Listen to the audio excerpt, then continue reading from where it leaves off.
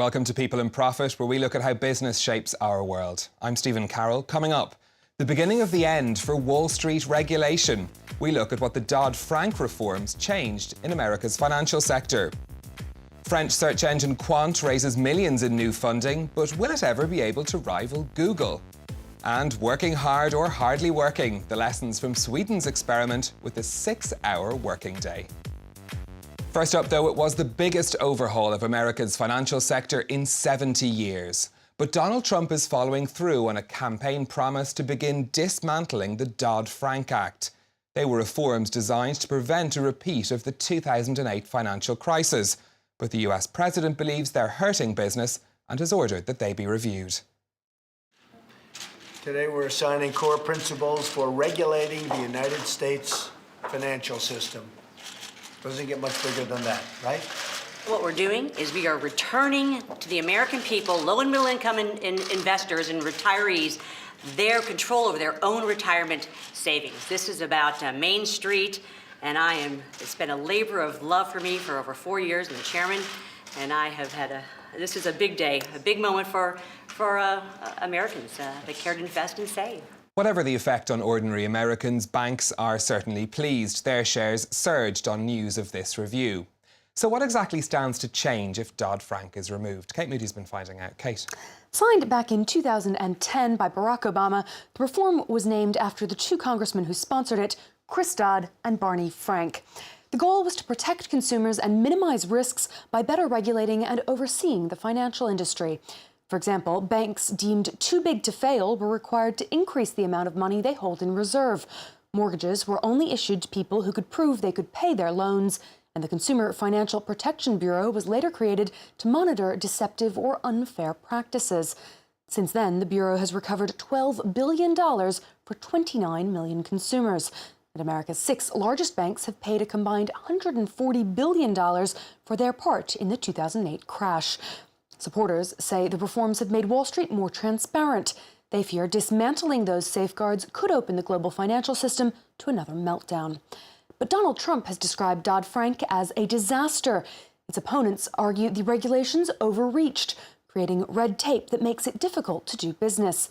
Although overall lending has not decreased in the past 7 years, community and mid-sized banks say they need relief from legal fees aimed at bigger lenders and want restrictions on them to be eased. That could be a top priority for the administration as it begins the review ordered by the White House. President Trump's signature does have limits. A full repeal, for example, would need a 2/3 majority vote in Congress, while dismantling the legislation piece by piece would need consensus from the Treasury Department and at least 5 federal agencies.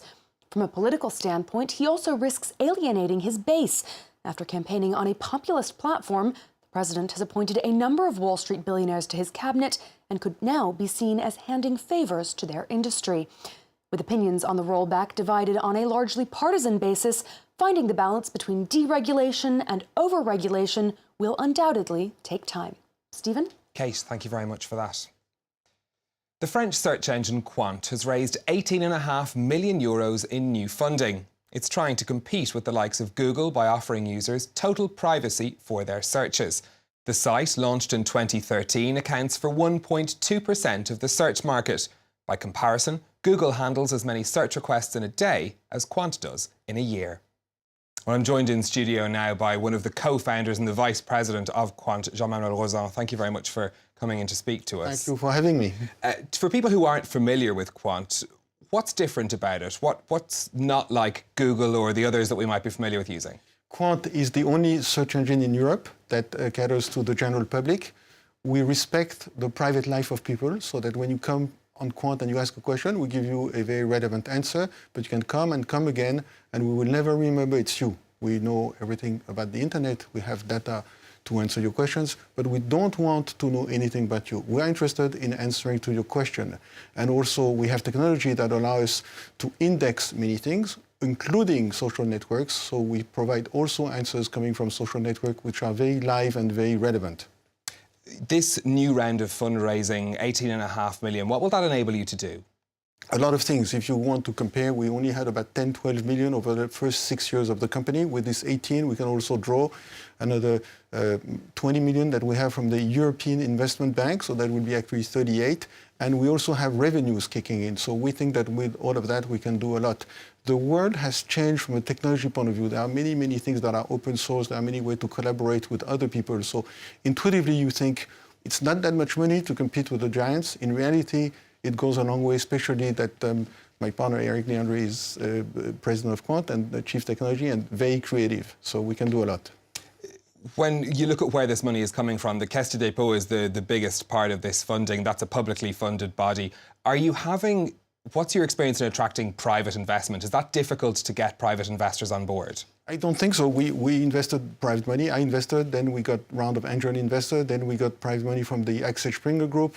Then, of course, we developed the sovereignty issue of Quant. We got very, very good response from the French government and French administration. The EIB came in with this loan, and now Caisse de dépôt. But Caisse de dépôt is a company. It is investing with us its own money.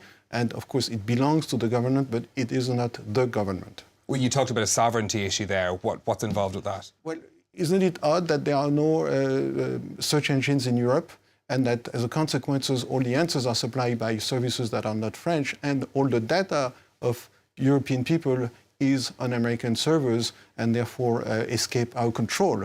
Don't you think that with something so important as access to the internet, access to knowledge, and answer to questions that people ask every day, there ought to be a European source, and until now there was not. And so we are that source, and we also respect privacy, so we think that's very important. What's important about having a European source for that information? I mean, we've been using American companies, people, Facebook of 1.8 billion users.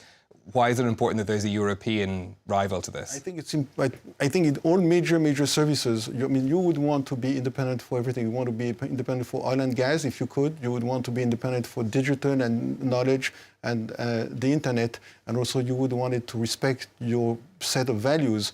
And this is not the case at the moment. We are very dependent. In effect, Europe is a digital colony of the US. No one wants to be a colony for that long. You started the site launch, I should say, in 2013. So it's nearly 4 years you're looking at the site Yes. being online. You're still a very small part of the market compared to Google, the biggest player. How do you compete with a company that has such dominance in the market? First of all, I want to say that we are extremely successful for someone of our size and our age. In other words, we really, if you compare to other sites, we're in the top 100 in France. We answer to millions and millions of queries. Maybe I think it was 34 million last month and growing 20% a month. So we have very fast growing. We have a lot of users that come back and come back again. And so therefore, I think it's wrong to compare us to, for instance, Google, that's been here for 17 years. So we want to compete by providing a service, as I explained, that's first of all, very relevant, that's very interesting and fun to use and very complete, that respects private life.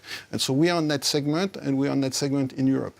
Now, you have to realize it's a huge market. In fact, it's the biggest market. In fact, the companies that dominate are the biggest in the world. So at first, and let's agree on at first, the next 3 years, we want to establish a benchmark and have a beachhead, I would say rather, and have in France maybe 10% of the market, in Germany, in Italy. So if we succeed to have 8 to 10% of the market in those leading countries of Europe, then we're in very good shape to see what's next. When you look at Google's history, for example, I mean, they started out providing technology to Yahoo, who were the dominant player in the market, and they were able to take over. Is that sort of change still possible in the industry now, or has the dynamic changed so much since then that you can't have that sort of exponential growth over a short period of time?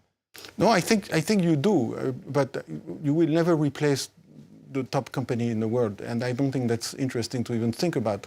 But definitely exponential growth. For instance, we launched our app on App Store and Android only 10 days ago, and we have 150,000 downloads. So yes, you can experience viral growth. And again, the market is huge. In Europe, only 500 million people. Jean-Manuel Rozon from Quant, thank you very much for coming in to speak to us. Thank you for having us. Now, it was an experiment that gave many of us food for thought. The Swedish city of Gothenburg spent 2 years testing out a 6-hour working day for staff in a retirement home. They found that employees took fewer sick days and residents reported better care. But the city isn't planning to extend or expand the scheme because it simply costs too much. Lauren Berstecker reports. Staff in this Gothenburg hospital are adamant working less has dramatically improved their quality of life. Dagsljus varje dag. Jag hinner skaffa mig It changed my nya, life. I'm less tired, fritidsaktiviteter. Så för more mig har det- relaxed at jag är work. aldrig trött, till exempel. Alltså, And I jag think I'm a tycker better nog att jag wife, har blivit too. en bättre fru. Healthier and happier workers also means better care for patients. The experiment allowed this hospital to hire 10% more staff and keep the surgical ward open longer hours. Nurses in this retirement home also saw their working hours reduced these past 2 years. Residents say it hasn't impacted the quality of care. It hasn't changed anything for us. They're as efficient as before, and it's much better for the staff.